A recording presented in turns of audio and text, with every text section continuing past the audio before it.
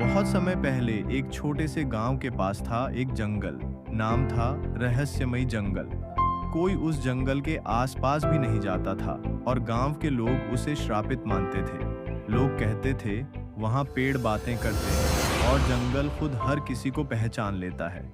लेकिन 12 साल का अनय इन सब पर विश्वास नहीं करता था। वो था जिज्ञासु और साहसी भी।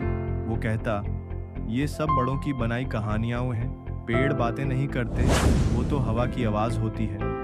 एक रात जब आसमान में चांद पूरा और चमकदार था, अनय चुपचाप घर से निकल पड़ा।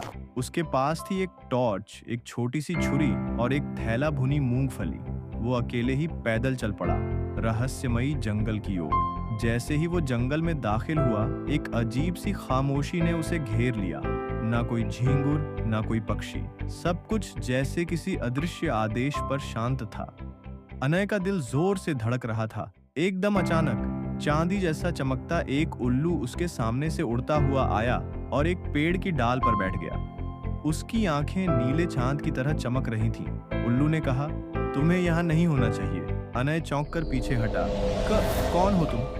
उल्लू बोला, मैं इस जंगल का रक्षक, और आज की रात जंगल जाग उठेगा। जैसे ही चांद आसमान के बिल्कुल बीच में आया, पूरा जंगल नीली रोशनी से झिलमिलाने लगा। पेड़ों की शाखाओं में नीली लकीरें दौड़ने लगी, जैसे जादू बह रहा हो। पत्तों में एक धीमी झनझनाहट थी, जैसे कोई बहुत पुराना संगीत बज रहा हो। अनय की आंखों में डर और विस्मय दोनों झलक रहे थे। तभी झाड़ियों से निकला एक बड़ा काला तेंदुआ।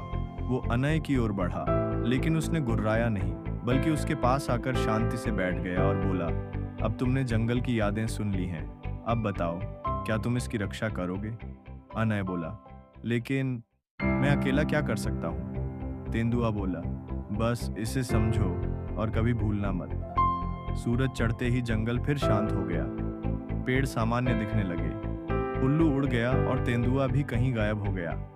अनय चुपचाप अपने घर लौट आया। गांव वालों ने पूछा, तू कहाँ था रात भर?